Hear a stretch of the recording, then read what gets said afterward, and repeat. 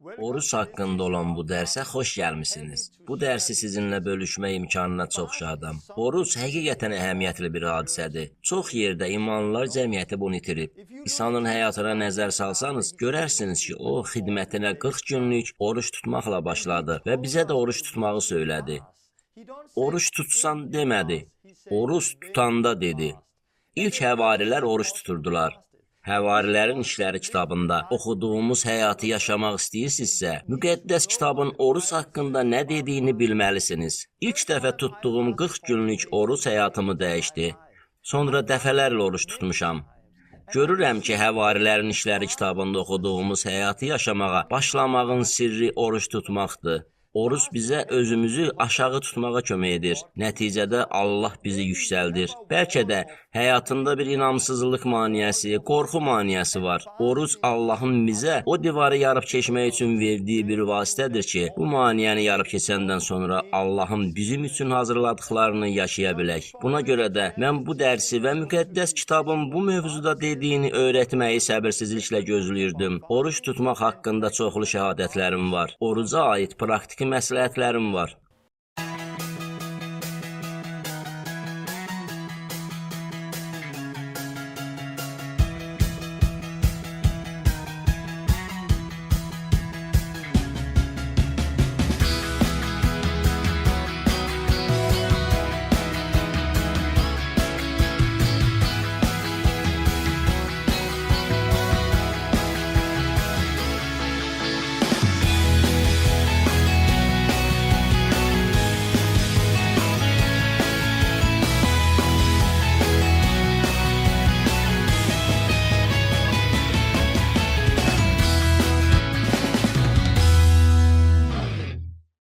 Pionerlər məktəbinə xoş gəlmisiniz.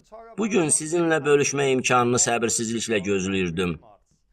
Bugün imanlılar cəmiyyətlərinin itirdiyi oruç haqqında danışacağam. Bir çox xristiyanlar oruç tutmurlar. Oruç bir sirdir. Oruçda çox şey var. Əgər həvarilərin işləri kitabında oxuduğumuz həyatı yaşamağa başlamaq istəyirsinizsə, şərt orucdur. Əgər siz İsa'nın şagirdi olmaq və onun ardınca getmək istəyirsinizsə, oruc bunun ayrılmaz bir hissəsidir. Orucun nə olduğunu bilmirsinizsə, sizə deyim ki, oruc bir müddət yeməkdən imtina eləməkdir. Bu yeməksiz bir neçə saat, bir neçə gün, bir neçə həftə və ya daha uzun müddət ola bilər. Susuz və yeməksiz oruc isə daha qısa müddət olur. Çox adam tanıyıram ki, onlar televizora baxmaqdan və ya başqa şeylərdən oruç tutduqlarını deyirlər. Məsələn, televizora baxmadan bir ay yaşayırlar. Düşünürəm ki, bu əlbəttə ki, yaxşı bir şeydir. Amma oruc, müqəddəs kitaba uyğun olan oruc, Allaha daha yaxın olmaq məqsədi ilə vaxt ayırıb, qısa və ya uzun müddət ərzində yeyib içməkdən imtina eləməkdir. Oruc budur. Və bu dərsin sonunda sizdə bu barədə daha çox məlumat olacaq. Orucun nə qədər güclü vasitə olduğunu görəcəksiniz. Əminəm ki, oruc haqqında bu təlim bir çox insanın həyatını dəyişdirəcək. Çünki bu, Allahın bizə verdiyi, həyatımızı dəyişə biləcək, imanlılar cəmiyyətlərimizi dəyişə biləcək, millətləri dəyişə biləcək bir vasitədir. Oruç tutmaq çox vacibdir. Oruç haqqında danışmağa başlamazdan əvvəl demək istəyirəm ki, Allahın pionerlər məktəbi vasitəsilə necə işlədiyi barədə biz hələ də hər gün bir çox şəhadət alırıq və bu çox xoşdur. Pionerlər məktəbinə hər gün yeni insanlar qoşulur. Bu dərsləri görməyə ehtiyac olan dostlarınız və ailəniz varsa, onlara pionerlər məktəbi haqqında danışın və onlara dərslərə qoşulmağa kömək eləyin. Dünən Almaniyadan məni ora dəvət edən bir nəfərdən qısa bir elektron post məktubu aldım. Bunu sizə oxumaq istəyirəm. Əziz Torben və ailə, axırıncı dəfə mən 4-cü dərsə qulaq asırdım. Ərim isə arxada dinləyirdi. Dərsdən sonra o, məndən onu vəftiz eləməyimi istədi. Beləliklə, dünən gecə saat 10:30-da çəlləyi doldurduq və o vəftiz olundu. Rəbbə həmd olsun. Bütün gecə yuxuda gördüm ki, insanların üzərinə əl qoyurdum və onlar şəfa alırdılar. Bu çox realdır. Bu gün oğlum üçün dua elədim və onun baş ağrısı keçdi. İsa'ya həmd olsun.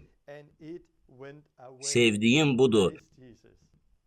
Belə şəhadətləri, sadə imanı çox sevirəm. O, Allahın kəlamı əsasında hərəkət elədi. Ərini vannada vəftiz elədi. Allahdan bir yuxu gördü və ertəsi gün əllərini ilk rast gəldiyi adamın üzərinə qoydu. Oğlu şəfa aldı. Bilirəm ki, bu yeni bir şeyin başlanğıcıdır. Mən Allahın bütün dünyada elədiyi işləri sevirəm. Sonuncu dəfə Cənubi Afrikada olmuşuq. Orada pionerlər məktəbinə təzəcə qoşulmuş bəzi insanlarla tanış oldum. Onlar çoxlu şəhadətlər edirdilər. Onlar bizimlə birlikdə küçələrə çıxmağa başladılar. Bu həqiqətən güclü təəssürat idi və bir həftə ərzində pionerlər məktəbində ilk 11 dərsi gördüklərini söylədilər. Bu mənə çox xoşdur. Cənubi Afrikadan sizinlə bölüşəcək çox şəhadətlərim var. Oruç haqqında danışmağa vaxt ayırmaq istədiyim üçün Cənubi Afrikadan bəzi şəhadətlər barədə bir video hazırlamışıq. Onu veb-saytımızda görə bilərsiniz. Siz görə bilərsiniz ki, pionerlər məktəbində keçdiyim və keçəcəyim dərslər yaşadığımız həyatla eynidir. Müqəddəs ruh tərəfindən idarə olunmaq, xəstələrə şəfa vermək, əmin-amanlığa layiq olan insanı tapmaq. Allahın necə işlədiyi barədə daha sonra danışacağam. Çox qısaca deyim. Allah arvadıma dua eləməyi tapşırdı və o, bu milad ərəfəsində qapısının açıq olması üçün dua elədi. Eyni zamanda Cənubi Afrikada bir nəfər Allahın onu bizi dəvət eləməyə istiqamətləndirdiyini hiss elədi və o bizi ora dəvət elədi. O bunu imanla elədi. O vaxt pulu yox idi. Lakin o, Allahın kəlamına və Allahın ona söylədiklərinə uyğun hərəkət elədi. Qısa müddətdən sonra, bir neçə həftə ərzində onun şirkətinə bu qədər pul gəldi və onun bizi dəvət etməyə və səfərimizi ödəməyə pulu oldu. O bizə 9.000 ABŞ dolları göndərdi. Ora gedib qayıtmağımıza təxminən bu qədər lazım idi. Amma o göndərəndən sonra fikirləşdi.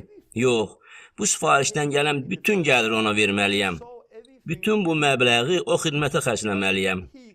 Sonra o gəliri hesapladı və o da elə 9.000 dollar oldu. Sifarişdən olan gəlirlə göndərdiyi məbləğ arasında cəmi 2 dollar fərq var idi. Beləliklə, bu onun üçün bir işarə oldu və o, sadəcə Allahın, müqəddəs ruhun onu istiqamətləndirdiyini bildi. O vaxtdan bəri Allah ona böyük xeyir-dua verdi. İndi isə son yarım ildə şirkəti vasitəsilə o 100 minlərlə dollar qazanıb. Allah ona xeyir-dua verdi. Biz ora gedəndə o artıq xeyir-dua almışdı. Əvvəlki videoda bunu deməmişdim. Amma o mənə dedi ki, videomu görüb, müqəddəs ruhda vəftiz olunmaq, dillərdə danışmaq istəyib, amma bacarmayıb. Beləliklə, oturub söhbət elədik. Sonra bir otağa keçdik. Söhbət elədikdən sonra o birdən hər şeyi başa düşdü. Bir otağa getdik və mən onun üçün dua elədim. Müqəddəs ruh onun üzərinə gəldi və o görüntüdə bəzi sözləri gördü. Bu sözləri deməyə başlayanda dillərdə danışdı. Daha bir şey baş verdi. Mən bu adama bunu dedim. Biz bilirdik ki, Allah bizi ora göndərib. Mən dərsdə müqəddəs ruh tərəfindən idarə olunmaqdan danışırdım. Ona görə də bilirdim ki, biz oraya Allah tərəfindən göndərilmişik. Ona görə də bu adama dedim ki, mən bu əraziyə getmək istəyirəm. Hiss edirəm ki, Allah bu əraziyə getməyimi istəyir. Çox kasıb ərazidir. Dedi ki, heç kimi tanımırsan, gedə bilməzsən. Ancaq mən ora getmək istəyirəm. Onda Allah bir qapı açdı. Küçəyə çıxdığımız ilk gün qoltuq ağacı ilə gəzən bir qadın şəfa aldı. O, 7 ay əvvəl qəzaya düşərək dizini zədələmişdi. Qadın şəfa aldı. O ətrafda sevincindən rəqs eləyirdi və dedi ki, bizə gələ bilərsən, mənim bir uşaq evim var. İstəyirəm ki, gəlib onlar üçün dua edəsən. O harda yaşayır? Həmin getmək istədiyim bölgədə. Bir neçə gündən sonra biz həmin əraziyə yola düşdük. Lakin ora çatanda bildik ki, dostumuz onun telefon nömrəsini özü ilə götürməyi unudub. polis idarəsində görüşəcəkdik. Telefon nömrəmiz olmadığı üçün polis idarəsinə girdik və polislə danışmağa başladıq. Həmin qadın da oraya gəldi. Polis bizim məsihçi olduğumuzu bildi. Beləliklə, polis rəisi ilə danışırdıq. O dedi ki, sən göydən göndərilmisən, içəri gir. Bizi kabinetinə apardı və bir neçə gün əvvəl yazdığı bir çox müqəddəs kitab ayələrini bizə göstərib dedi. Bu ərazidə Allaha böyük ehtiyac var. Bizim üçün dua edə bilərsinizmi? Beləliklə, orada biz polis idarəsində rəis üçün və orada işləyən insanlar üçün dua elədik. Polis rəisi dostundan xahiş elədi ki, daha sonra o qayıdıb həbsdə olan insanlar üçün də dua eləsin. Allah heyrətamiz yol ilə qapıları açırdı və biz o qadının evinə getdik. 4 yaşında bir oğlan uşağı var idi. Danışa bilmirdi. Həyatında ilk dəfə danışmağa başladı. Şəfa aldı. Hər şey çox güclü idi.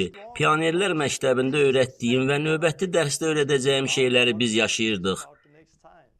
İsa'nın şagirdləri olan bizlər müqəddəs ruh tərəfindən idarə olunmağa çağırılmışıq. Allah arvadımla danışdı. Arvadım dua elədi. Həyat yoldaşım dua edəndə Allah o adamla danışdı və o bizi dəvət elədi. Heç vaxt tanımadığım, görmədiyim adamın dəvəti ilə getdik. Onunla nə telefonla, nə də Skype ilə danışmışdım. Biz sadəcə Allahın istiqamət verdiyini bilirdik. Sülh içində idik. Çünki Allah bizi ora göndərmişdi. Orada həmin adam müqəddəs ruhda vəftiz olundu. Orada hiss elədim ki, bu əraziyə getməliyəm. Küçədə şəfa almış bir qadının həmin ərazidə yaşadığını aşkar edib oraya getdik. Polis idarəsinə gəlib çıxdıq. Polisdə də nəsə baş verdi. İndi biz onlarla işləyirik. Dostum o qadının evinə yenə gedəcək və orada İmanlılar cəmiyyəti təşkil edəcək. Ora gələnlərə kömək eləyəcək. Mən Luka 10-da İsa'nın dediyini oxuyuram. Gedin, xəstələrə şəfa verin, müjdəni təbliğ eləyin, əminamanlığa layiq olan adamı tapın, onun evində qalın, qabağınıza qoyulanı yeyin. Mən bu barədə daha çox söz deyə bilərdim. Amma sonra Luka 10 haqqında ətraflı danışacağam. Sizi veb-saytdakı bu şəhadətlər videosuna baxmağa dəvət eləyirəm. Cəmi 20 dəqiqədir və siz həqiqətən müqəddəs ruhun heyrətamiz şəkildə necə rəhbərlik etdiyini, təfərrüatlarını görəcəksiniz. Başlamazdan əvvəl kiçik bir video var. O, Cənubi Afrikadan cəmi 1 dəqiqəlik videodur. Mən sizə bu qısa videonu göstərmək istəyirəm. Əsa ilə gəzən, sonra isə şəfa alıb bizi evinə dəvət edən qadını da görəcəksiniz.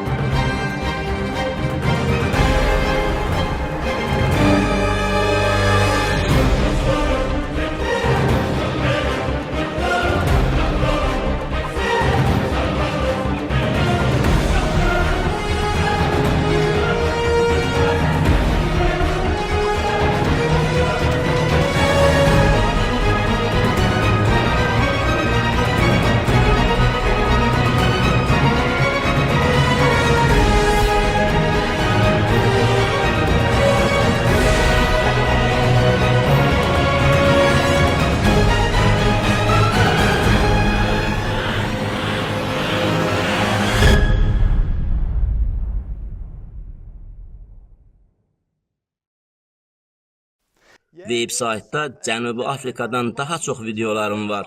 Bunlara baxıb Cənubi Afrika haqqında daha çox şey görə bilərsiniz. Allah bütün dünyada heyrətamiz işlər görür və mən Allahın bu dərslər nəticəsində edəcəyi işləri səbirsizliklə gözləyirəm. Dua ilə başlayaq. Ey Allah, gördüyün işlərə görə sənə təşəkkür eləyirəm. Cənubi Afrika üçün sənə təşəkkür edirəm. Bütün dünyada gördüyün işlərə görə sənə təşəkkür eləyirəm. Pionerlər məktəbi vasitəsilə gələn bütün şəhadətlərə görə sənə təşəkkür eləyirəm. Oruç tutmaq haqqında olan bu dərs üçün dua eləyirəm. Dua eləyirəm ki, mənə kömək eləyəsən. Müqəddəs ruhun vasitəsilə mənə demək istədiyini söyləməyə kömək elə. Bu videoya baxan hər kəs üçün dua eləyirəm ki, oruç haqqında sənin nə dediyini anlasınlar. Bu onlar üçün vəhy olacaq. Onların eləməyə başlayacaqları və həyatlarını dəyişdirəcək bir şey olacaq. Bu mənim həyatımda yeni bir şeyin başlanğıcı olduğu kimi, onların həyatında da yeni bir şeyin başlanğıcı olacaq. Dua eləyirəm ki, onlara görmək üçün göz eşitmək üçün qulaq ver. İsa'nın adı ilə. Amin. Oruc. Mən 2 il əvvəl Polşada idim və bəzi görüşlər keçirirdim. Ətrafda gəzir, şəhadət edirdim. Görüşlər keçirirdim. Bir gün bir nəfərlə maşınla yol gedirdik. Bir görüşə, başqa şəhərə gedirdik. Həmin adam dediyim şəhadətlərə heyran qalmışdı. Allahın necə işlədiyinə, müqəddəs ruhun necə şəfa verdiyinə və insanların necə xilas olduğuna dair şəhadətləri eşidirdi. O, həqiqətən də heyran idi. Çünki əvvəllər belə şeylər eşitməmişdi. Beləliklə, biz maşında olanda dedi, Torben, bunun sirri nədir? Yaşadığın şeylərin nəyin nəticəsində yaşayırsan? Sir nədədir? Bu suala biraz təəccübləndim və dedim, sir yoxdur. Bu İsa'dır. Təkcə İsa. Razıyam. Amma sən başqa insanlardan nəyi fərqli edirsən? O, başqa insanlardan nəyi fərqli edirsən deyəndə birdən ağlıma gəldi. Oruc. Gördüm ki, tanıdığım bir çox insanlar, Danimarkada olan imanlılar, adi həyat yaşayanlar üçün oruç tutmamaq normaldır. Oruç tutsalar da, yalnız bəzən bir gün, başqa vaxtda 2-3 gün oruç tuturlar. Mən 40 gün oruç tutmuşdum, 20 gün oruç tutmuşdum. Mən çox oruç tuturdum. Gördüm və mənə aydın oldu ki, oruç tutmaq mənim həyatımda böyük bir sirdir. İndi mən sizə oruç haqqında təlim verəcəyəm. Və sonra öz həyatımdan bəzi şəhadətləri bölüşəcəyəm. Necə oruç tutdum? Oruç həyatımı necə dəyişdi? Sonra oruç tutmaq üçün praktiki məsləhətlər verəcəm. Bir daha gördüm ki, oruç şəxsən mənim bu həyatımı yaşamağımın sirridir. Mən ilk dəfə şəfa üçün dua elədim və adamlar şəfa aldılar. İnsanlar xilas oldu. Bunlar orucun nəticəsində baş verdi. İlk dəfə Allahın məni müqəddəs ruh tərəfindən idarə etdiyi güclü bir hadisəni oruç tutanda yaşadım. Oruçluq dövründəykən ilk dəfə çox güclü bir yuxu gördüm və bu yuxu vasitəsilə Allah mənə istiqamət verdi. Görürəm ki, həyatımda maneələrlə üzləşdiyim dövrlər olub. Sonra oruç tutdum və maneəni yarıb keçdiyimi gördüm. Yeni səviyyəyə qalxdım. Yenə oruç tutdum və yeni bir səviyyəyə qalxdım. Oruç tutmaq həqiqətən güclüdür. Müqəddəs kitab oruç haqqında nə deyir? Xəstələrə şəfa verməkdən danışdığım 5 və 6-cı dərslərdə bu barədə biraz danışdım. Matta 17-də bir yer var ki, onlar cinə tutulmuş bir oğlanı İsa'nın şagirdlərinin yanına gətirdilər və şagirdlərdən cini qovmalarını istədilər. Onlar isə bunu bacarmadılar. İsa gəlib o şagirdləri məzəmmət elədi. Sonra o adamı cindən azad etdi. Şagirdlər soruşdular ki, niyə biz cini çıxara bilmədik? İsa onlara cavab verdi. Burada belə oxuyuruq. İmanınız az olduğu üçün. İmanınız olarsa, sizin üçün mümkün olmayan heç bir şey olmaz. Beləliklə, onlar imansızlıqlarına görə cini çıxara bilmədilər. Sonra İsa dedi, bu cür ruhlar yalnız dua və oruçla çıxa bilər. Mən bunu əvvəllər də demişəm, bu sahədə çoxlu anlaşılmazlıq olub. Çünki çoxları fikirləşir ki, cinin çıxmamağının səbəbi dua və orucun olmamasıdır. Əgər şagirdlər dua edib oruç tutsaydılar, cin çıxardı. Amma problem cin deyil, problem şagirdlərin imansızlığı idi. İsa belə deyir, bu cür ruhlar yalnız dua və oruçla çıxa bilər. Sizə bir söz demək istəyirəm. Şagirdlər əvvəllər də çoxlu şəfa görmüşdülər. Onlar çox şey görmüşdülər. Amma burada bir maneə ilə rastlaşdılar. Bu imansızlıq maniyəsi idi. Orada imansızlıq var idi. Bu başqa şeylərə inanmadıqları üçün deyildi. Çünki əvvəllər möcüzələr edirdilər. Amma orada bir vəziyyət yarandı ki, şagirdlər imansızlıq yaşadılar. Bəlkə qorxu da yaşadılar. Elə bir maniyə var idi ki, onu yarıb keçə bilmirdilər. İsa bu cür deyəndə qorxu və imansızlığı nəzərdə tuturdu. Qorxu və imansızlıq yalnız dua və oruçla çıxar. Şəxsən mən bunu həyatımda görmüşəm. Həyatımda təkrar elə bir dövr yaşamışam ki, orada imansızlıq maniyəsi, qorxu maniyəsi ilə üzləşirdim. Yarıb keçə bilmədiyim bir maniyə ilə qarşılaşdım. Allahla yaşayırdım və birdən bu maniyə ilə üzləşdim. Onu yarıb keçə bilmədim.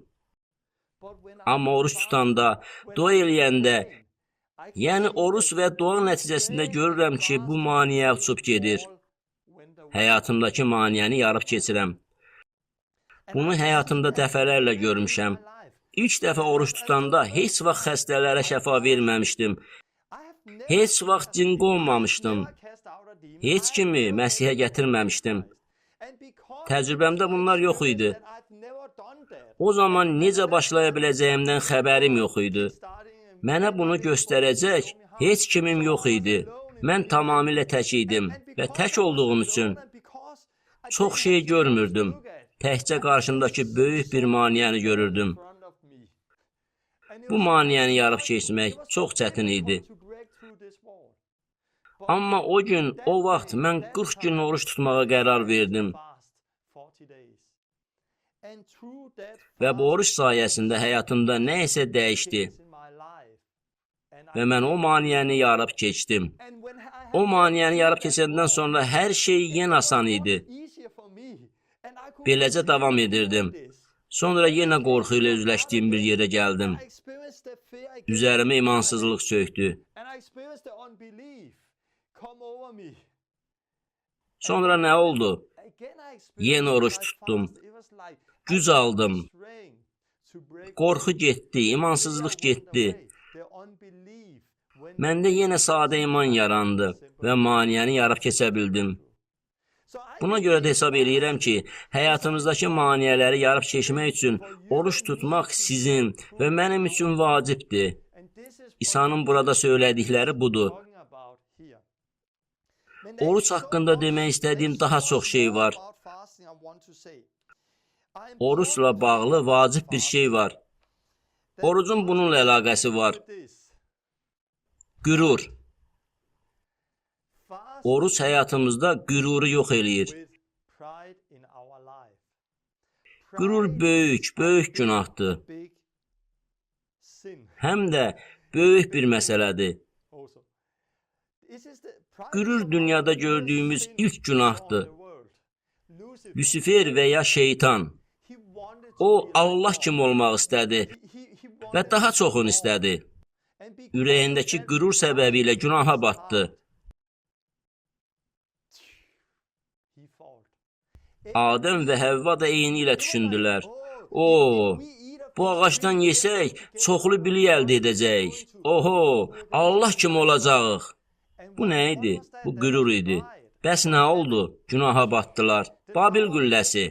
Günaha batdılar. Tarixə nəzər sala bilərsiniz. Şaul, Davud, Allahın kəlamında o qədər nümunə görə bilərsiniz ki, burada böyük problem, böyük günah qürurdur. Qüruru yox eləmək istəyəndə oruç tutmaq vacibdir. Məncə, qüruru hər kəs özündə yox eləməlidir. İsa qürur və təvazökarlıq haqqında çox şey deyir. Həlim olmaq barədə, özümüzü yüksəltməmək haqqında. Burada bir söz deyir, kim özünü yüksəldərsə aşağı tutulacaq və kim özünü aşağı tutarsa yüksəldiləcək. Beləliklə, əgər özünü yüksəltsən, mən Allah kimi olmaq istəyirəm, daha çoxunu istəyirəm desən, onda aşağı tutulacaqsan. Allah səni alçaldacaq. Amma əgər özünü Allahın qarşısında aşağı tutsan, Allah səni yüksəldəcək. Kəlam bunu deyir. Kim özünü yüksəldərsə, aşağı tutulacaq. Kim özünü aşağı tutarsa, yüksəldiləcək.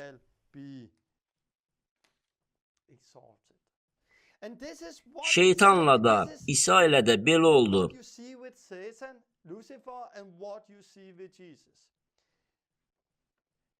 Lusifer özünü ucaltdı və aşağı endirildi. İsa özünü alçaltdı və ucaldıldı. Bu böyük sirdir. İsa'nın həyatında da bunu görürük.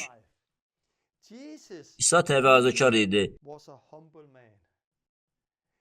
İsa'nın həyatında qürur yox idi. İsa Allah qarşısında və insanların qarşısında özünü aşağı tuturdu. Buna görə o yüksəldi. Siz bu barədə Filippililərə 2:5-dən başlayaraq oxuya bilərsiniz. Belə yazılıb. Məsih İsa necə düşündü, siz də elə düşünün. Allah surətində olduğu halda o özünü Allaha bərabər tutmağı bir haqq saymadı. İnsan şəklini alıb özünü aşağı tutdu və ölümə qədər, çarmıx üzərində ölümə qədər itaət göstərdi. İsa nə elədi? Özünü aşağı tutdu, itaət elədi. Buna görə də Allah onu çox ucaltdı və ona lütflə bütün adlardan ali bir ad verdi. Beləliklə İsa nə elədi? İsa özünü aşağı tutdu və itaətkar oldu. Buna görə də Allah onu ucaltdı və bütün adlardan üstün olan adı verdi. Yaqub deyir, Rəbbin önündə özünüzü aşağı tutun, o da sizi ucaldacaq. Sizə bir sual vermək istəyirəm. Bizi kim aşağı tutmalıdır? Özümüz, yoxsa Allah? Müqəddəs kitab deyir, özünüzü aşağı tutun. Siz özünüzü aşağı tutun. Bunu biz eləməliyik. Siz və mən özümüz eləməliyik. Hər birimiz özümüzü aşağı tutmalıyıq. Özümüzü Allahın qarşısında aşağı tutduğumuz zaman o bizi ucaldacaq. Zəbur 35:13-də Davud deyir,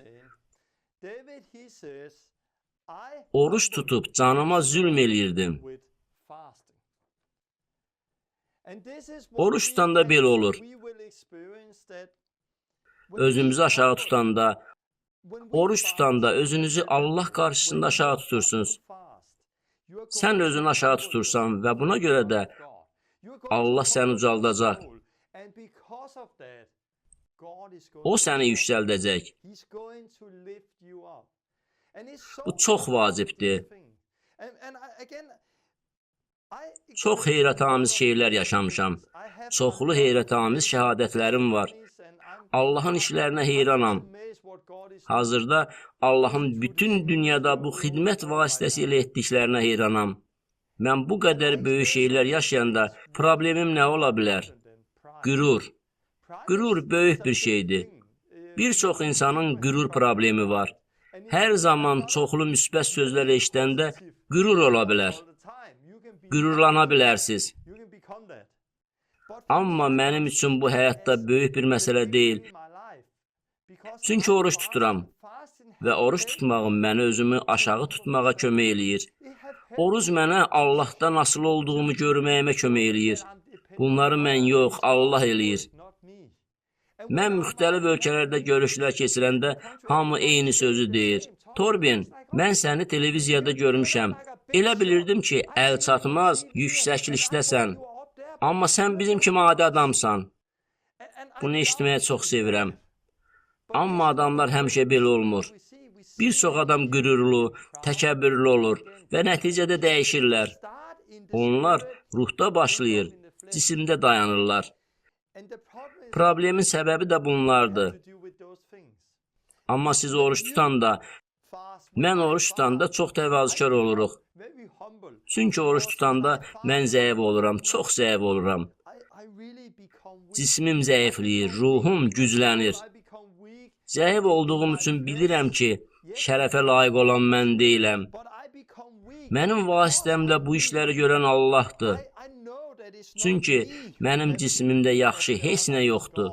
Mən öz gücümlə Allahın böyük işlərini eləyə bilmərəm. Hamısı müqəddəs ruh tərəfindən edilir. Odur ki, oruç tutmaq qürurla mübarizədə çox vacibdir. Oruç tutmağımız sizin və mənim ixtiyarımızdadır. Beləliklə, oruç vasitəsilə qüruru yox eləyirik. Özümüzü Allah qarşısında alçaldırıq ki, O bizi yüksəldə bilsin. Beləliklə, Allah bizi yüksəldə bilər. Oruç barədə başqa bir şey. Davud deyir, oruç tutub canıma zülm eləyirdim.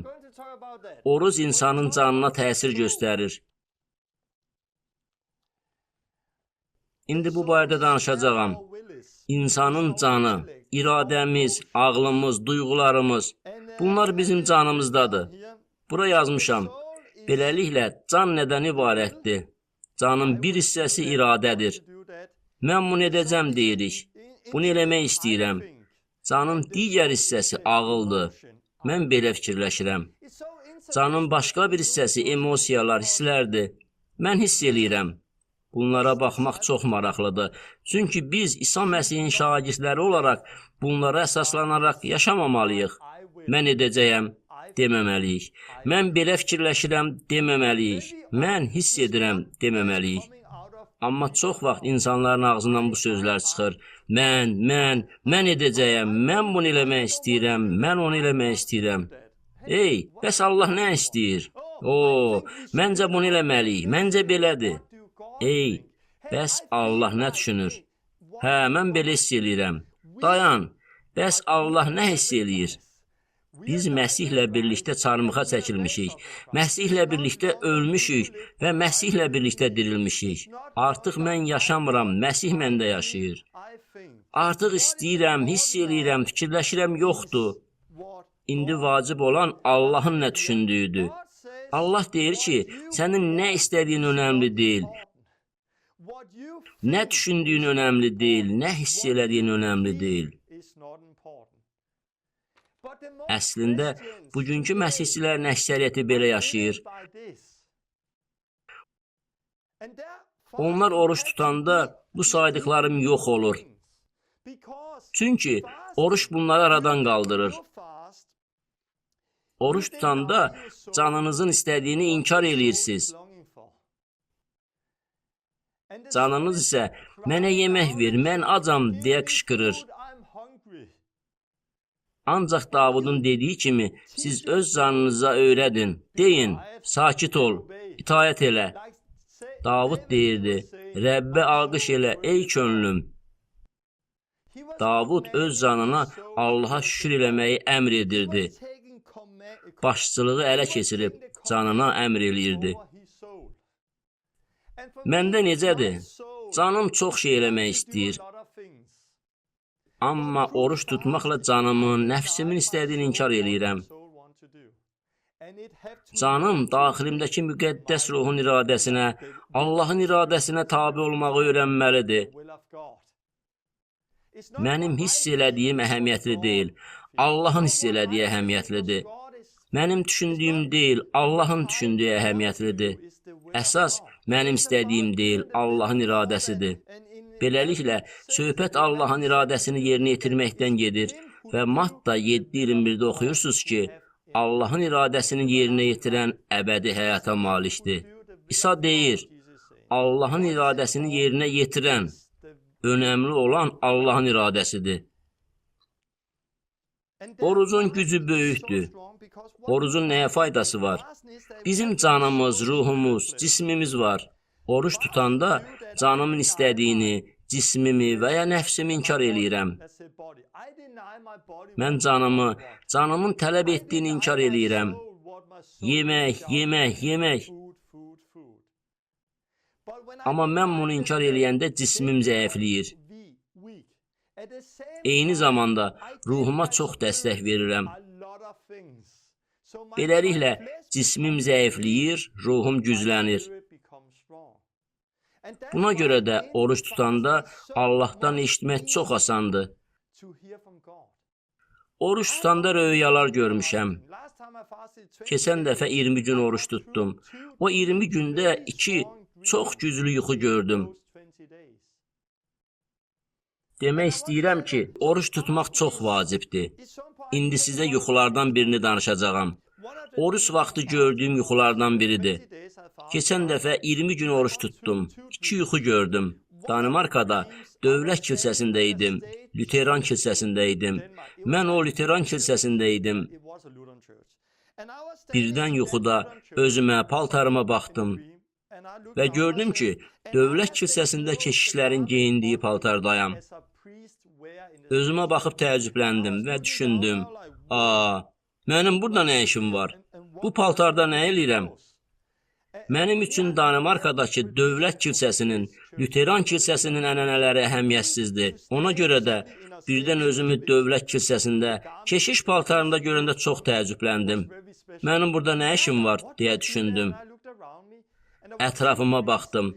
2 keşiş var idi.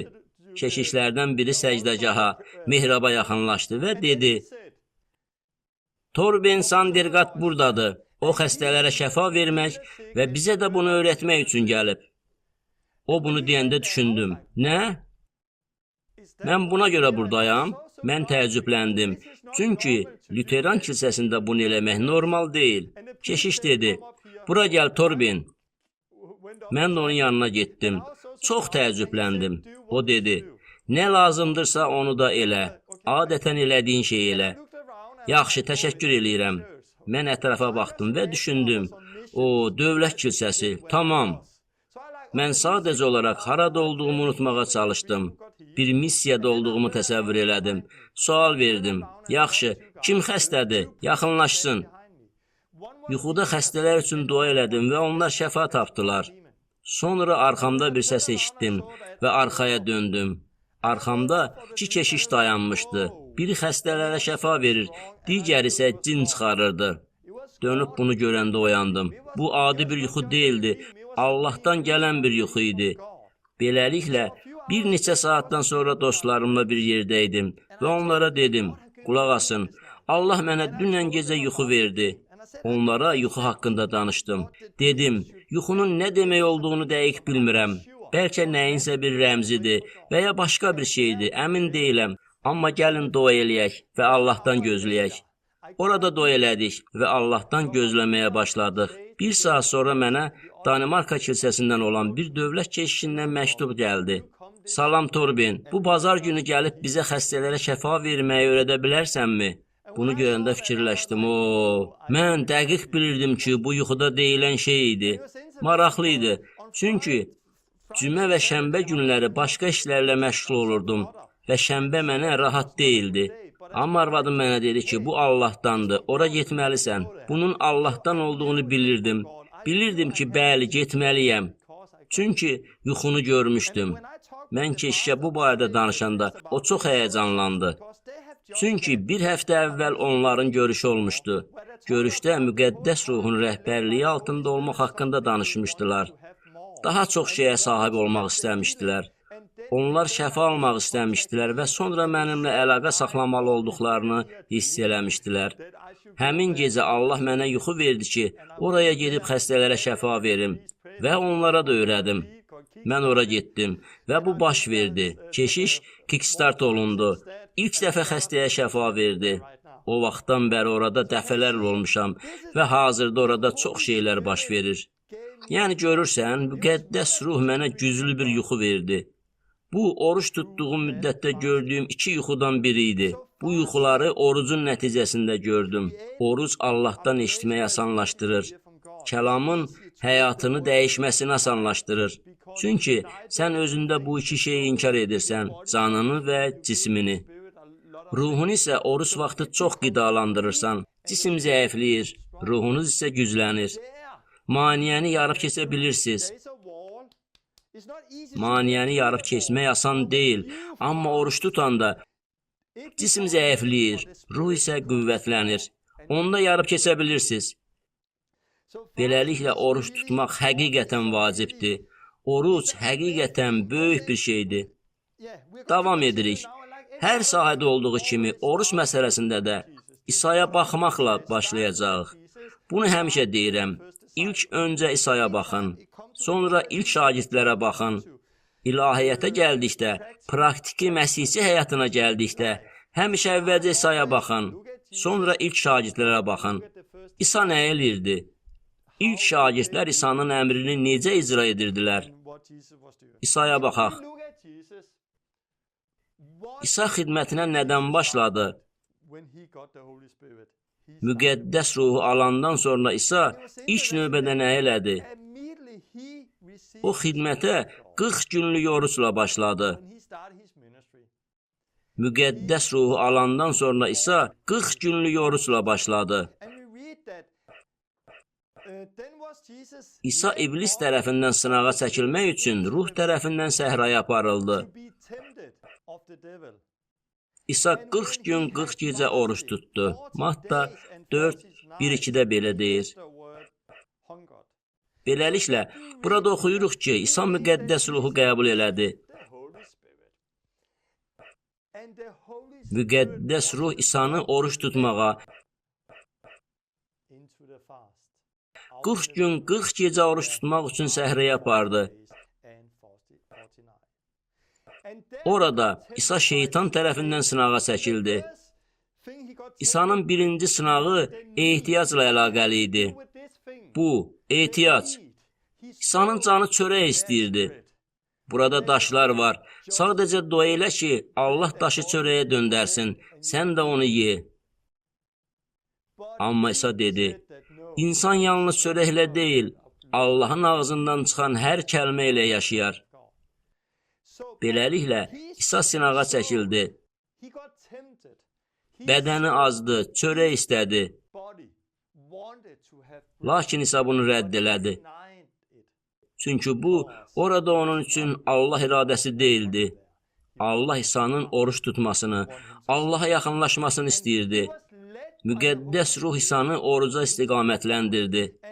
Oxuyursunuz ki, oruçdan sonra İsa ruhun qüdrəti ilə qayıtdı.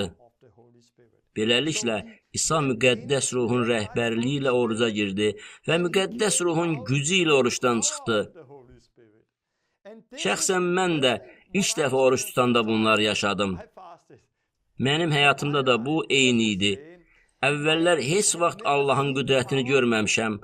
Allahı axtarmağa başladım. Bu həyatı yaşamaq istədiyim üçün Allahı axtarmağa başladım. Müqəddəs ruh məni 40 günlük oruca istiqamətləndirdi. Bu müddət ərzində Allah çox şeylər elədi. Həmin o 40 günlük oruçdan mən müqəddəs ruhun qüdrətində çıxdım. Həyatımda nə isə dəyişdi. Allah qarşısında özümü aşağı tutdum. O da məni ucaltdı. Öz iradəmi, canımın istədiklərini inkar eləmişdim. Ona görə də müqəddəs ruh məni asanlıqla idarə eləyirdi. Bu barədə Matta 4-də oxuya bilərsiniz. Matta 6-da dağüstü vəzdə İsa müxtəlif şeyləri öyrədir. O deyir ki, biz fariseylərə bənzəməməliyik. İnsanlara özümüzü göstərmək üçün biz çox şey eləyirik.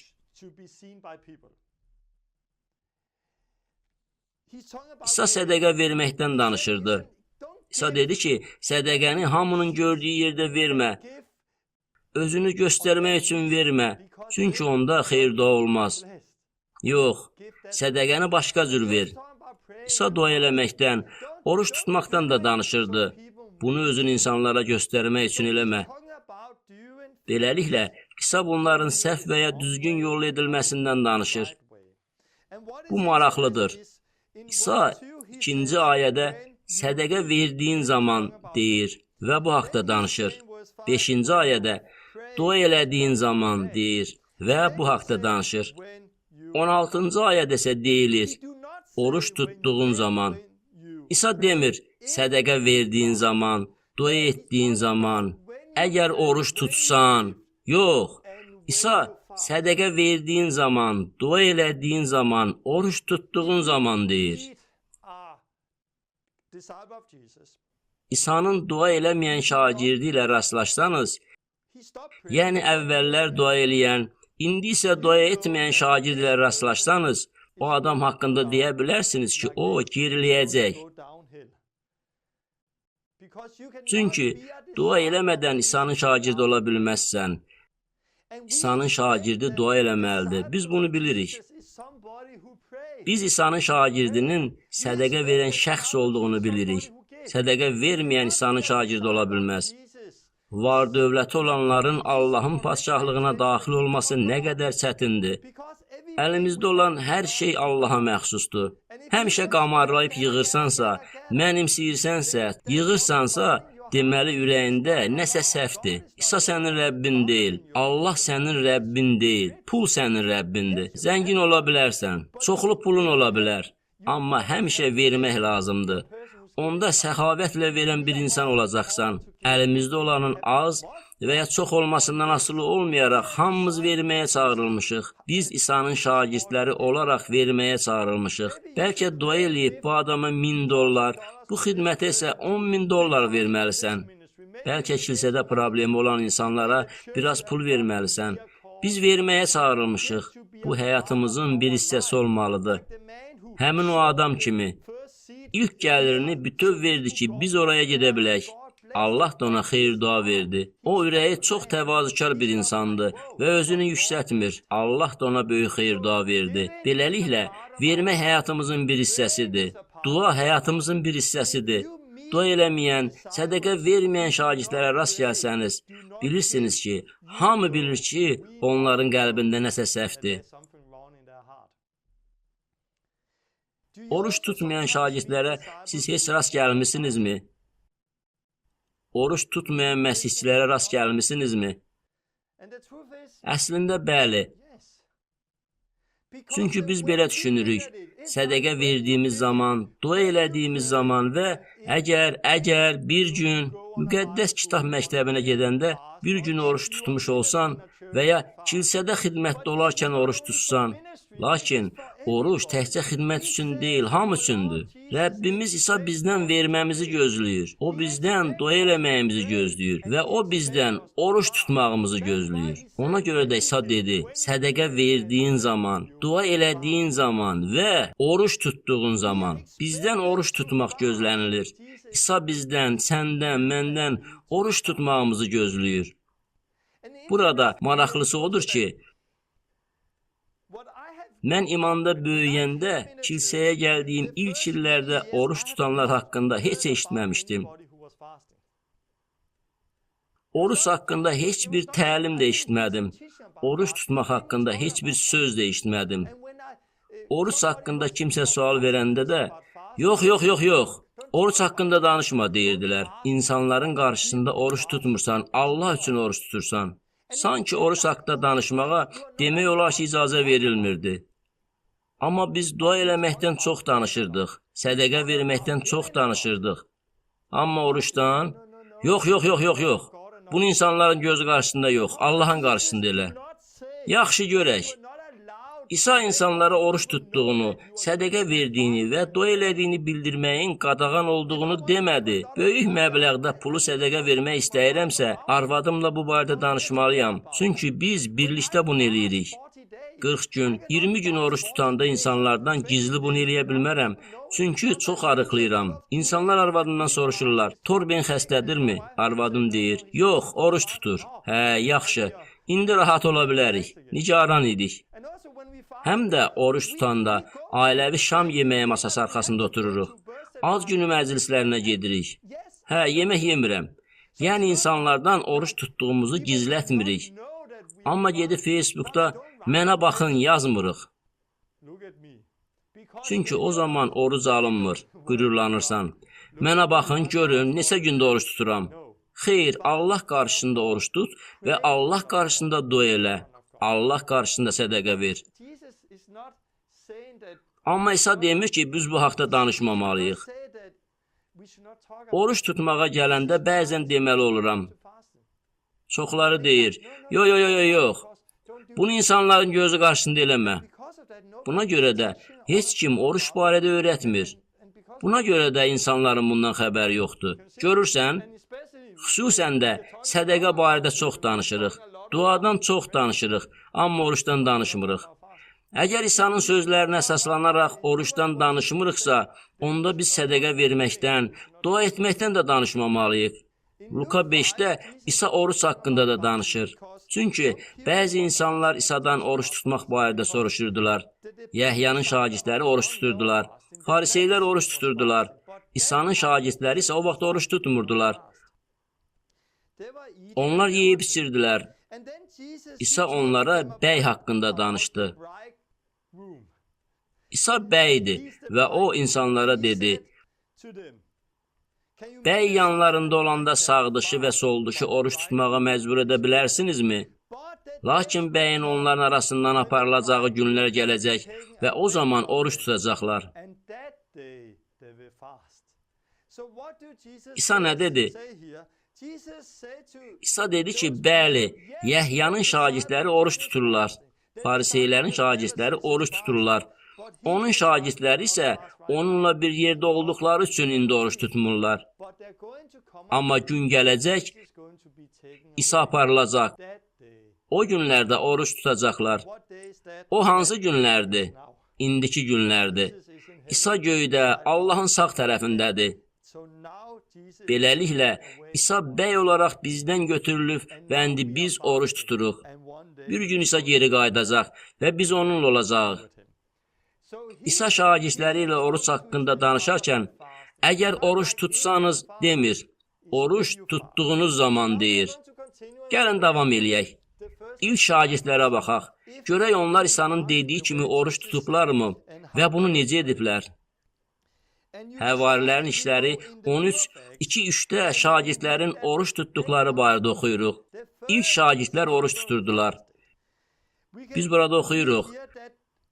Bu adamlar Rəbbə xidmət edib oruç tutarkən müqəddəs ruh onlara dedi: Barnabə ilə Şaulu, mənim tapşırdığım iş üçün ayırın. Beləliklə, burada oxuyuruq ki, onlar Rəbbə xidmət edərək oruç tutarkən müqəddəs ruh onlara dedi. Onlar oruç tuturdular və burada oxuyuruq ki, oruç tutduqları zaman müqəddəs ruh onlara Barnaba və Şaulu xidmət üçün ayırmağı tapşırdı. Beləliklə, oruç tutub dua etdikdən sonra Barnaba ilə Şaulun üzərinə əllərini qoydular və onları yola saldılar. Fikir verin ki, onlar oruçda idilər. Ötən dərsdə müqəddəs ruhla idarə olunmaq barədə danışmışdım. Müqəddəs ruh ilk imanlılar cəmiyyətinin böyük bir hissəsini təşkil edirdi. Oruç da ilk imanlılar cəmiyyətinin böyük bir hissəsini təşkil edirdi. Onlar oruç tutub əl qoydular və onları yola saldılar. Beləliklə, oruç böyük işi. Oruç böyük iş idi. Bu çox böyük bir şey idi. Paul öz həyatı haqqında danışarkən onu həqiqi şagird, həqiqi həvari, İsa Məsihin həqiqi davamçısı eləyən şey barədə danışır. Sonra başına gələn çox şeylərdən danışır. Özünün keçdiyi şeylərin tam siyasını göstərir. Məhz bunlar onu həqiqətən İsa'nın şagirdi, davamçısı elədi. Özünüz oxuya bilərsiniz. Bu barədə 2 yerdə yazır. 2 Korinfillərə 6:5-də Paul döyüləndə, həbslərdə, qarışıqlıqlarda, zəhmətdə, yuxusuz qalanda, acılıqlarda yazır. Başqa bir yerdə, zəhmət və əmək çəkdim, dəfələrlə yuxusuz qaldım, aclığın, susuzluğun dadını gördüm, çox vaxt yemək, soyuqda paltar tapmadım. Beləliklə, görürsünüz ki, Paul oruç tuturdu. Paul tez-tez oruç tuturdu. Paul digər insanlara İsa Məsihin həqiqi şagirdi olduğunu göstərmək üçün oruç tutduğunu nümunə gətirir. Beləliklə, Paul oruç tuturdu. İlk şagirdlər oruç tuturdular. Lakin oruç yalnız əhd-i cədiddə deyil. Oruç barədə əhd-i ətiqin lap əvvəlindən oxuya bilərsiniz. Ester'in kitabı. Məsələn, Mələkə Ester Yəhudi idi. Orada Haman da var idi. Haman Yəhudiləri və Mordekayı öldürmək istəyirdi. Ona görə də Mordekayı asmaq üçün dar ağacı hazırladı.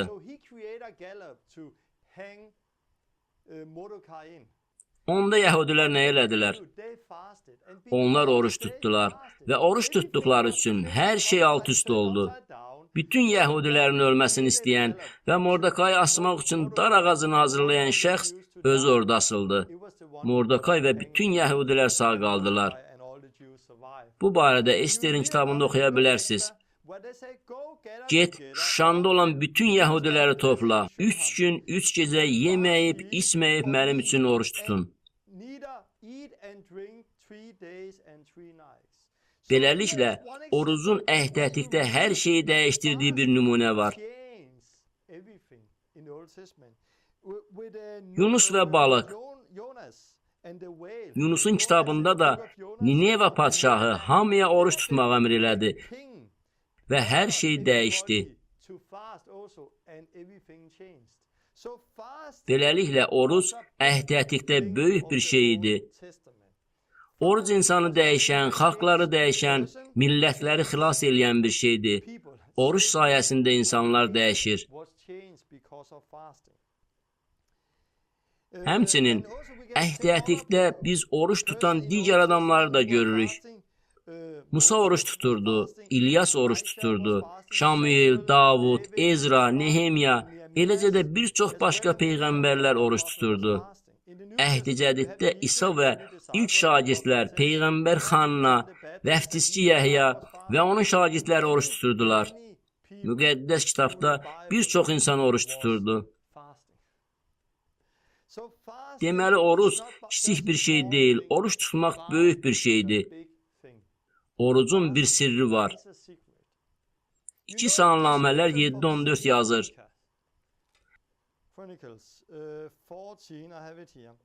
Əgər mənim adımla çağırılan xalqım özünü aşağı tutarsa, bunu necə eləyə bilər? Oruç tutmaqla özünü aşağı tutar. Dua eləyib məni axtararsa və pis yollarından dönərsə, o vaxt göydən eşidib onların günahını bağışlayacağam və torpaqlarını sağaldacağam. Bu, əhdətlikdə təkrar gördüyümüz şeydir. İnsanlar oruç tutmaqla, dua eləməklə və pis əməllərindən çəkinməklə özlərini aşağı tuturlar. Allah da gəlib onların torpağına şəfa verdi. Odur ki, ümid edirəm orucun vacib bir şey olduğunu başa düşürsən. Yaxşı, oruç tutmaq. Bunu necə elədim? Mən özüm 40 gün oruç tutmamışdan əvvəl oruç tutmaqda böyük təcrübəm yox idi. Bir neçə il əvvəl oxuduğum bir müqəddəs kitab məktəbində oruç tutmağa çalışdım. İmanda yeni idim. O məktəbdə təlim keçirdim. Bir neçə gün oruç tutmağa çalışdıq. Biz oruç tutmağa cəhd elədik. Çünki oruç tutmağa cəhd eləməliydik. Bu yaxşı təcrübə deyildi. Mən bundan böyük bir şey almadım. Sadəcə ac idim. Ancaq bir neçə il sonra həyatımdan o qədər məyus oldum ki, həyatım müqəddəs kitabda oxuduğum hər şeydən çox uzaq idi. Şəfa görmürdüm. İnsanların azad edilməsini görmürdüm. Müqəddəs ruhun rəhbərliyini görmürdüm. Burada oxuduqlarımdan heç nə görmürdüm. Bir gün Lukanın müjdəsini oxuyurdum. Orada bar verməyən əncir ağacı haqqında oxudum. O, 3 il bar vermədən dayanmışdı. Sonra isə sərt bir söz dedi. Çünki bağın sahibi ağacı kəsmək istəyirdi. Meyvə vermədiyi üçün əncir ağacını kəsmək istəyirdi. Luka 13:8-9-da bağban deyir. Ağa, bir ildə buna dəymə. Mən onu belləyib dövrəsinə peyin tökərəm. Gələn il bu ağac meyvə gətirsə, yaxşı. Yox, gətirməsə, onu kəsərsən. Deməli, o məsələdə oxudun ki, bu ağac 3 il bar vermədi. Sonra dedi ki, yox, daha bir il verək. Gələn il bar verməsə, onu kəsə bilərik. Oxuyanda bu ayə mənim üçün canlandı. Vay, o vaxt gördüm ki, mən o əncir ağacıyam. O vaxt mən 6 il idi ki, məsihçi idim, ancaq lazımı bar vermirdim. Qalatiyalılara 5:22-də ruhun səmərəsi barədə oxuyuruq. Məhəbbət, sevinç. Ancaq başqa növ barda var. İsa deyir, siz məni seçmədiniz. Mən sizə müqəddəs ruhu verdim. və sizi təyin elədim ki, gedib bəhrə verəsiz. Mən bunu eləmirdim, gedib bəhrə vermirdim. Mən həmin o əncir ağacı idim. 3 il yox, 6 il bir yerdə dayanmışdım, bar vermirdim. Bu ayə mənim üçün canlandı, onu dərk elədim. Allah mənimlə danışdı. Həmin o əncir ağacı mən idim. Öz-özümə düşündüm. Vay, Allah mənə daha bir il vermək istəyir. Və Allah mənə daha bir il verdi. Mənə daha bir il verdi. Ətrafımı belləyib dövrəmə peyin tökdü. Gələn il meyvə verməsəm, məni kəsəcəkdi. Bu mənim üçün o qədər aydın oldu ki, mən orada oturmuşdum və bilmirəm niyə, amma indi radikal bir şeyin baş verəcəyini bilirdim. Beləliklə oruç tutdum. Həmin gündən başladım və 40 gün oruç tutdum. Mən tort yerdim, amma boşqabı özümdən belə itələdim. Dedim, indi 40 gün oruç tuturam.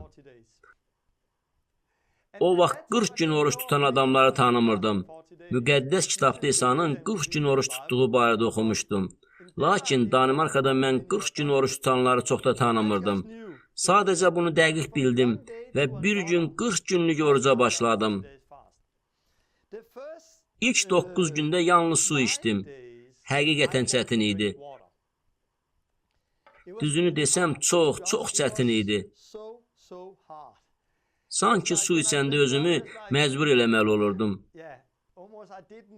Demək olar ki, suyu sevmirdim. Su içmək istəmirdim. Susuz oruç tutmaq istəyirdim. Həqiqətən çətin idi. Amma bədənimdə çox şey hiss eləyirdim. Əvvəllər oruç tutmamışdım. Odur ki, daxilimdə böyük bir döyüş gedirdi. Çünki özümü ac hiss eləyirdim. Başlanğıçda başım ağrıyırdı və özümü yorğun hiss eləyirdim. Bədənimdə qəribə bir şey hiss eləyirdim. Amma oruç tutmağa davam elədim. Allahı axtarırdım. Müqəddəs kitabı oxuyurdum. Çox dua eləyirdim. 9 gündən sonra biraz şirə içməyə başladım. Danimarkada çox soyuq idi. Yanvar ayı soyuq olur. Ona görə də çox üşüyürdüm. Əllərim o qədər soyuq idi ki, bədənimə biraz istilik gətirmək üçün isti şokolad içməyə başladım. Beləcə oruç tutdum. Və bu 40 günlük müddət ərzində ruhani dəyişikliklər başladı. Mən sadəcə kəlamı çox oxuyurdum, dua eləyirdim. Saatlarla dua eləmirdim, sadəcə əvvəlkindən daha çox dua eləyirdim və kəlamı oxuyurdum. Daxilimə həyat gəldi. Müqəddəs ruhum mənimlə müxtəlif şeylər haqqında danışmağa başladığını hiss elədim. Müqəddəslik haqqında, günah haqqında. O məni dəyişməyə başladı. Mən Allahın qarşısında özümü aşağı tuturdum. Tövbə elədim. Allah mənim həyatımı dəyişməyə başladı. Allah mənə bəzi şeyləri göstərirdi və mən tövbə eləməyə başladım. Bu həyatımı tamamilə dəyişdi. Allah mənimlə danışdı. Amazondan Düzgün Təlim adlı bu kitabı ala bilərsiniz. Web saytımda onun linki var. Onu əldə edib oxuya bilərsiniz. Allahın istiqaməti ilə mən o kitabı yazdım. Bu kitab bir şəhadətdir. Necə 40 gün oruç tutdum. Allah həyatımı necə dəyişdi və bu kitabı mənə necə verdi. Hər gün bir fəsil yazırdım. 2 həftəyə bitirdim. Bu kitab həyatımı dəyişdi. Bugün elədiyim hər şey bu kitabdan başladı. Ancaq həyatımdakı dəyişikliklər barədə bəzi başqa şeylər də demək istəyirəm. Çətin idi. Əvvəllər heç vaxt yaşamadığım daxili mübarizəni yaşayırdım. Ağlıma hər cür fikirlər gəlirdi. Tutduğum bu oruç Allahın istədiyi oruç deyil. Yox. Yaxşısı budur, indi biraz yemək ye, biraz ye, gücün olsun. Zəif olmaqdansa, küçəyə çıxıb müjdəni təbliğ elə. Hər cür fikirlər durmadan ağlıma gəlirdi. Sonra bərk bir ağrı hiss elədim. Sən xəstəsən, sən öləcəksən. Bu cür fikirlər hər zaman ağlıma gəlirdi. Öləcəksən, xəstəsən. Bu Allahın istədiyi oruç deyil. Yemək ye, bundansa yemək ye. Və küçəyə çıxıb müjdəni təbliğ elə. Yemək ye və başqa işlərlə məşğul ol. Bu oruç nəyə lazımdır? Bu sadəcə sənin öz fikrindir. Bütün bu mübarizələr var idi. Tez-tez soyuducunu açıb yeməyə baxırdım. İndi mən, yox. Sonra küçəyə çıxırdım və mübarizə davam eləyirdi. Döyüş gedirdi. Həqiqətən mübarizə aparırdım və içimdə mənəvi bir mübarizə var idi. Hər gün mübarizə getmirdi. Oruç tutduğum bəzi günlərində olurdu. İnanıram ki, bir gün, 2 gün və ya 3 gün yox, uzun müddət oruç tutsanız, vacib şeylər əldə edə biləcəksiniz. Tanıdığım insanların çoxu yalnız 3 gün oruç tutmağa çalışıblar və bu eyni şey deyil. Açıq dediyimə görə üzr istəyirəm. Çünki mən 3 gün oruç tutanda birinci gün çox ac oluram. Çünki yeməməyə alışmalıyam. Çox az oluram. İkinci gün, əvvəllər yediyim bütün yeməklərin bütün zəhəri bədənimizdən çıxır. Oruç tutanda bütün sistem təmizlənir. Buna görə də ayaq yoluna gedəndə sidiyin rəngindən də bunu görürsən. Tünd sarı olur. Çünki hər şey bədəninizdən çıxır. Beləliklə, ikinci gün bədəninizdən zəhər çıxır və çox vaxt başınız ağrıyır. Məndə belə idi. Başım ağrıyır, başım ağrıyır. Üçüncü gün isə siz 4-cü günü səbirsizliklə gözləyirsiniz. Çünki yemək yeməyə hazırlaşırsınız. Bəzən belə olur. Lakin daha uzun müddət oruç tutanda fərqli dövrlər yaşayırsınız. Yaşadığınız ilk günlər bu mübarizədən keçirsiniz. Sonra 3-cü gündən 7-ci günə qədər bədən zəif olur. Oruca alışmalı olduğunuz bir dövr. Sonra böyük bir dövr başlayır. Çoxlu enerjiniz olur, çox şey eləyə bilərsiniz. Yorulmursunuz və az deyilsiniz. Allah sizinlə danışır.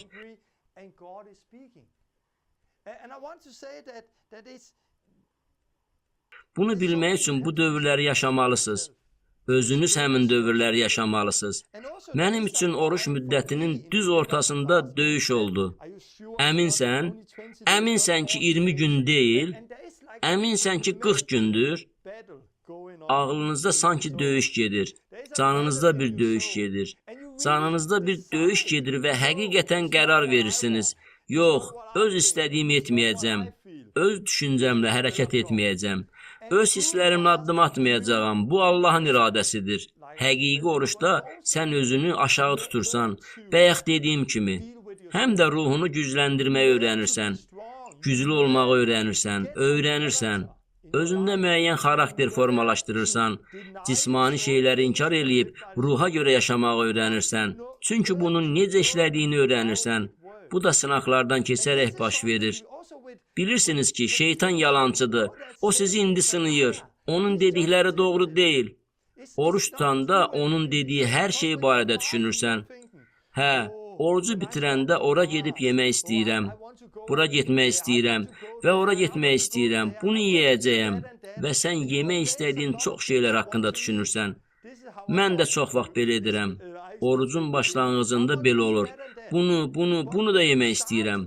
Amma çoxlu oruç günlərindən sonra yenidən yeməyə başlayanda bir parça çörək yeməklə başlayırsınız. Bir dişləm edən kimi çənəniz ağrıyır. Niyə? Çünki çoxdandır çənənizi işlətmirdiniz, çeynəmirdiniz. Çənə əzələləri ağrıyır. Dad hiss eləmirsən, çünki həftələrlə dad bilmirdin. Qida əvvəlki kimi dad vermir. Sonra mədən dolur, çünki çoxdan yemirdin. Bir dişləmdən sonra mədən dərhal dolur. Daha oralara gedib heç nə yemək istəmirsən. Görürsünüz, günah belə işləyir, səni yoldan çıxarmaq istəyir. Bu o qədər dadlıdır ki, elə ləzzətlidir ki. Amma oruçdan sonra həmin yeməyi dilinə vuranda, bu ki yalan idi. Yalnız bir neçə saniyəlik gözəl olur.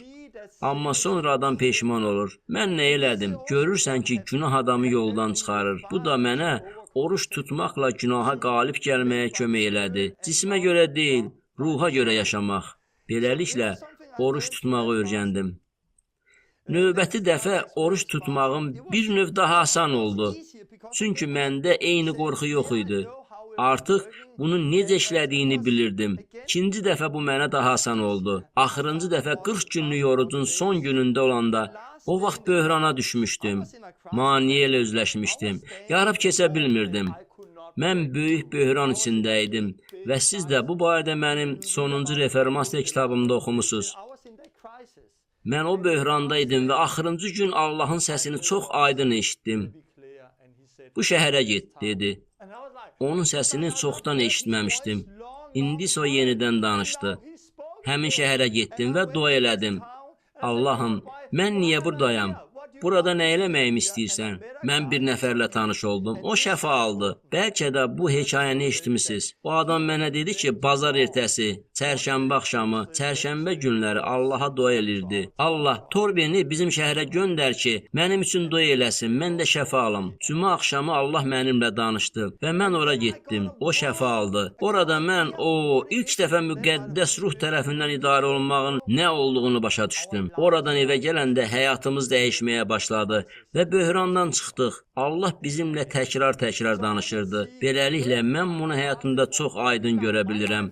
İlk dəfə 40 gün oruç tutanda şəfa vermək və murdar ruhlara qovmaq sahəsində maneəni yarıb keçdim. Başqa bir dəfə həyatımda həqiqətən böyük bir böhran yaşayırdım. Maneəni yarıb keçə bilmirdim. İrəlini heç görə bilmirdim. Dedim, ey Allah, sən müdaxilə eləməsən öləcəyəm. Çox çətin olduğu üçün az qala ölmək istəyirdim. Amma oruç tutanda yenə maneəni yarıb keçdim. Mən həmçinin 7 və 20 günlük oruç tutdum. Bu barədə sizə artıq demişəm. Bu vaxt 2 yuxu gördüm. Bir gün Allah Ester kitabı vasitəsilə mənimlə danışdı. Onda 3 gün yeməksiz və su içmədən oruç tutdum. Bu da çox güclü bir oruc idi. Çünki Allah onu ürəyimə qoymuşdu.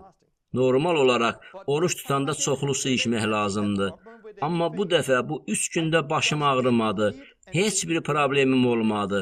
Sadəcə 3 gün yemək yemədim və içmədim. Bu həqiqətən çox güclü idi. Birinci gün bir duama cavab aldım. İkinci gün ikinci duama cavab aldım. Üçüncü gün isə duaya cavab və güclü peyğəmbərli söz aldım. 3 gün daha güclü bir oruc idi. Beləliklə, oruç tutmaq vacibdir. Sizə bir neçə praktik məsləhət vermək istəyirəm.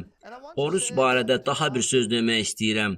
Mən əylənmək üçün oruç tutmuram və məncə heç kim əyləncə üçün oruç tutmur. Çünki oruç tutmaq asan deyil. Məncə Allahı axtarmalısan. Demə, Allahım, oruç tutmağımı istəyirsənmi? De ki, Allahım, mən necə oruç tutum? Necə dua eləyim? Necə sədəqə verim? Məndə olan pulla nə eləyim? Həyatımı necə yaşayım? Necə oruç tutum? Sonra sizə gələn istiqamətə uyğun hərəkət eləyin. Müqəddəs kitabda müxtəlif oruç müddətləri göstərilir. 21 gün, 3 gün və 40 gün. Bəlkə siz sadəcə həftədə 1 gün və ya həftədə 2 gün oruç tuta bilərsiniz. Fəriseylər kimi. Onlar hər bazar ertəsi və cümə axşamı oruç tuturdular. Beləliklə, həftədə 2 gün oruç tuturdular. Bilirəm ki, tarix boyu bir çox xidmətçilər həftədə 1 gün oruç tuturdular. Praktiki məsləhətlər. Oruç haqqında demək istəyirəm ki, arvadım oruç tuta bildiyim üçün şokdadır. Çünki mən yeməyi sevirəm. Yeməyi çox sevirəm. Mən konfet sevirəm, şokoladı sevirəm, kola sevirəm. Bunları çox xoşlayıram. Mən kolanı çox içirəm və çoxlu konfet yeyirəm. Arvadım çox təəccüblənirdi. Çünki mən çox yeyənəm və əllərimi yeməkdən çəkə bilmirəm. Amma oruç tuta bilirəm. Çünki mən əyləncə üçün deyil, Allah üçün oruç tuturam. Mən İsa üçün oruç tuturam. Mən konfetdən çox sevdiyim Allah üçün oruç tuturam. Allahı konfetdən çox sevirəm. Allahı yeməkdən çox sevirəm və oruçda məqsədim var. Heç vaxt əyləncə üçün oruç tutmuram. Allaha yaxınlaşmaq üçün oruç tuturam. Həyatımı dəyişmək üçün oruç tuturam. Qürurlanmaq istəmədiyim üçün oruç tuturam. İstəyirəm ki, Allah məni qürurdan uzaqlaşdırsın. Təvazökar yaşamaq istəyirəm. Allaha itaət eləmək istəyirəm. Ona xidmət eləmək istəyirəm. Onun mənə verdiklərindən istifadə eləyərək düzgün hərəkət eləmək istəyirəm. Buna görə də oruç tuturam. İsa'nın səhrada sınaqdan keçirildiyi kimi, siz də oruç tutanda sınağa çəkiləcəksiniz. Ağlınıza yemək haqqında fikirlər gələcək. Yeməyə başla, bəsdir. Yeməyə başla, yeməyə başla. Etiraf eləməliyəm ki, dəfələrlə oruca başladığım, lakin tamamlamadığım vaxtlar da olub. Elə olub ki, 40 günlük orucu başlamışam, lakin sona çatdırmamışam. Orucu başlayandan sonra bəzən pozursunuz, məyus olursunuz. Amma davam eləyin. Allahı axtarın və ruhdan düşməyin. Öyrənin. Allahı axtarın və yenidən cəhd eləyin. Mən dəfələrlə cəhd eləyib yarımçıq dayanmışam. Sizə bunu da demək istəyirəm. Siz qısa müddət də oruç tuta bilərsiniz. Burada qeyd olunduğu kimi müxtəlif üsullarla qısa müddətə 3 gün yeməksiz və içmədən oruç tuta bilərsiniz. Musa Allahın huzurunda idi. O 2 dəfə 40 gün yemədən və içmədən oruç tutdu. Bu fövqəltəbii bir şeydir. Ancaq yeməksiz və susuz qısa müddət oruç normaldır. Uzun müddət oruç barədə. Uzun müddət oruç tutmaqdan əvvəl isə yaxşı olar ki, oruca başlamazdan bir gün əvvəl çox qəhvə içməyin, çoxlu ət yeməyin. Çünki o həzm sisteminizdə olacaq. Əgər siz çoxlu qəhvə içsəniz, onda bir çoxları kimi baş ağrılarınız ola bilər. Çünki toksinlər sisteminizi tərk etməlidir. Buna görə də uzun müddət oruca başlayanda addım-addım başlamaq yaxşı bir şeydir. Mən bunu ilk dəfə oruç tutanda bilmirdim, amma bu yaxşı şeydir. Başqa bir şey odur ki, oruçdan çıxanda çox yemək yeməyin. Çünki mədəniz yenidən yeməyə alışmalıdır. Odur ki, az-az yeməyə başlamaq yaxşıdır. Çünki mədəniz yediyiniz qədər yeməyə öyrəşəcək.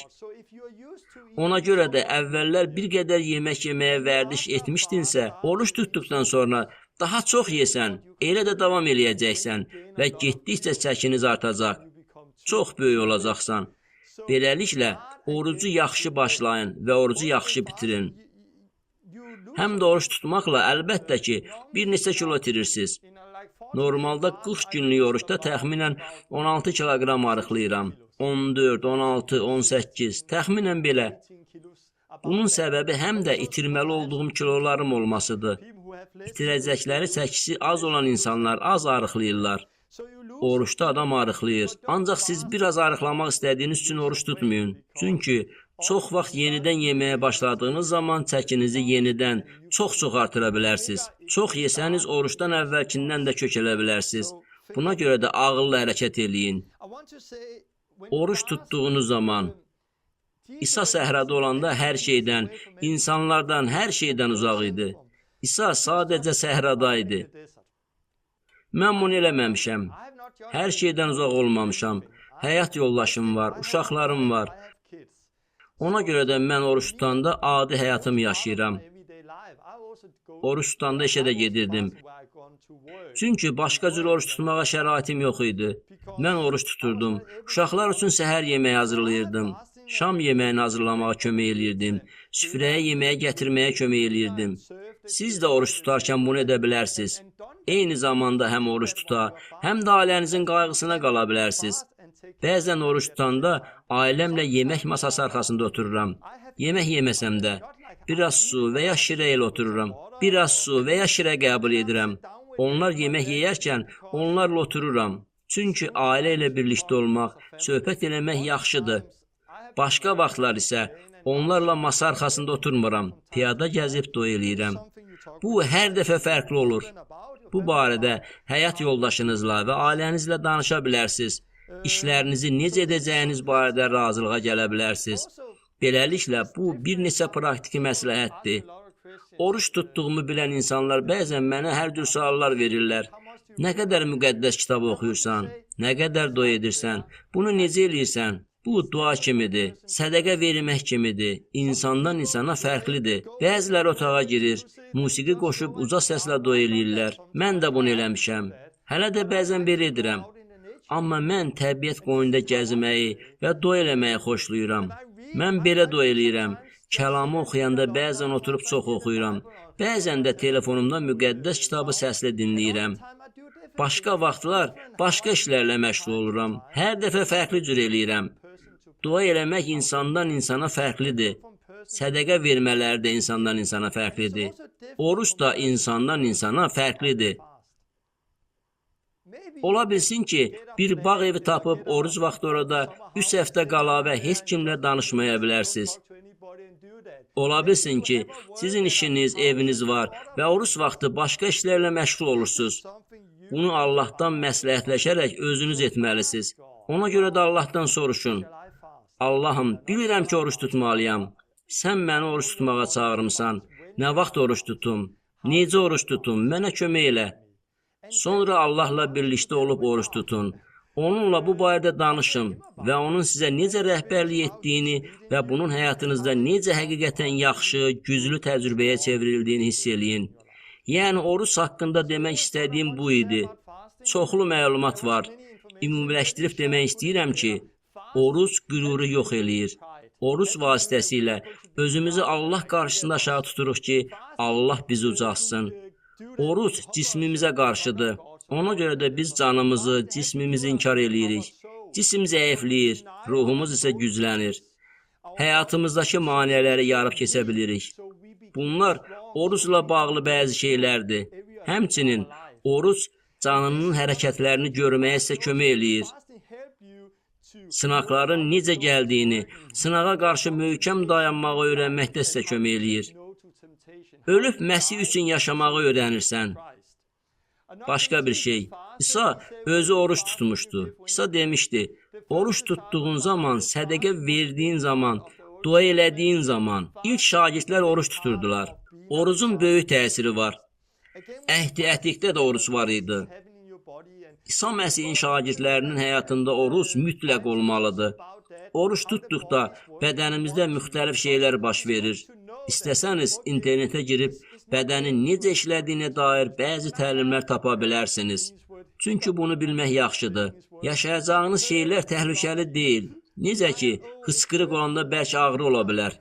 Eləcə də oruç tutanda ağrı ola bilər. Çünki mədədə yemək yoxdur. Amma təhlükəli deyil. Bədəninizə qarşı diqqətli olun. Ağılla hərəkət eləyin. Müqəddəs ruha və sağlam düşüncəyə qulaq asın. Oruç tutun. Güclü şeylər yaşayın. Mübarizə aparın. Orucun həyatınızı necə dəyişdirə biləcəyini təcrübədə yaşayın. Maniyələri yarıb keçin, dəyişin. Oruc şagird həyatınızın bir hissəsi olsun. Bu oruç haqqındaydı. Ümid eləyirəm ki, dərs sizə faydalı oldu. Sizin üçün indi dua edəcəyəm və sonra dərsi bitirəcəyəm. Allahım, bizi öyrətdiyin üçün sənə təşəkkür eləyirəm. Oruç çox vacibdir. Dua eləyirəm ki, oruc imanlılar cəmiyyətinə qayıtsın. Bizim buna ehtiyacımız var. İmanlılar cəmiyyətinin oruca ehtiyacı var. Özümüzü sənin qarşında aşağı tutmalıyıq ki, bizi ucalda biləsən, bizi yüksəldə biləsən. Allahım, biz cismani təbiətə görə yaşamaq istəmirik, Allah. Biz sənin iradənlə yaşamaq istəyirik ki, sənin tapşırıqlarını yerinə yetirək. Bizə kömək elə, oruç tutmağa kömək elə. Haqqında oxuduğumuz bu həyatı yaşamağımıza kömək elə. Orucun nə olduğunu bilməyimizə kömək elə. Bu dərsi dinləyən hər kəs üçün dua eləyirəm ki, onlarla danışasan, onları öyrədəsən və bunu onların ürəklərinə yerləşdirəsən ki, onlar bu yeni həyatı yaşamağa başlasınlar və orucun nə qədər möhtəşəm olduğunu bilsinlər. Müqəddəs ruhunla gəl və bizi dəyişdir. İsa'nın adı ilə dua edirəm. Amin. Xeyir dua ilə qalın. Növbəti dərsin mövzusunu hələ bilmirəm. Dua eləyib Allahdan soruşmalıyam. Görüm, növbəti dəfə nə barədə danışmağımı istəyir. Sağ olun.